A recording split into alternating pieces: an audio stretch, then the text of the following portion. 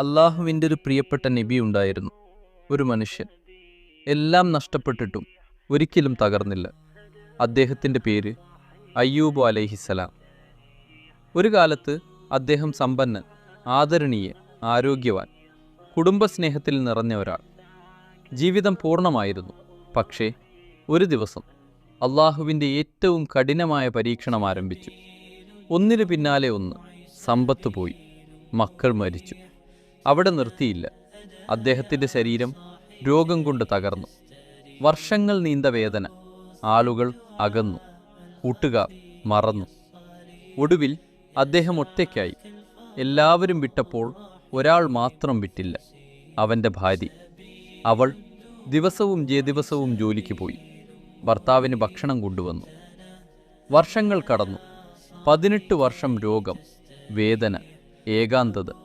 പക്ഷേ ഒരു നിമിഷം പോലും അയ്യൂബ് അലൈഹിസ്സലാം അള്ളാഹുവിനെ കുറ്റം പറഞ്ഞില്ല.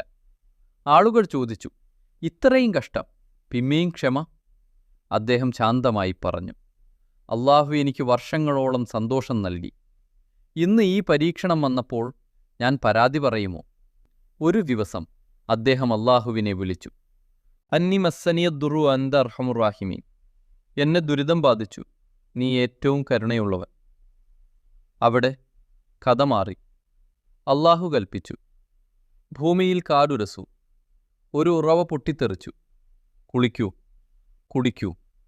ആ വെള്ളം അദ്ദേഹത്തിൻ്റെ ശരീരത്തിൽ തൊട്ട നിമിഷം 18 വർഷത്തെ രോഗം ഇല്ലാതായി. അതെ, ഒരു നിമിഷത്തിൽ അള്ളാഹു അദ്ദേഹത്തെ പൂർണ്ണമായി സുഖപ്പെടുത്തി. അള്ളാഹു ഖുറാനിൽ പറഞ്ഞു, നിഅ്മൽ അബ്ദ്, എത്ര നല്ല അടിയാൻ. ഇതാണ് അയ്യൂബ് അലൈഹിസ്സലാം. സമ്പത്ത് പോയാൽ ക്ഷമിക്കൂ, ആരോഗ്യം പോയാൽ ക്ഷമിക്കൂ, ആളുകൾ വിട്ടാൽ ക്ഷമിക്കൂ.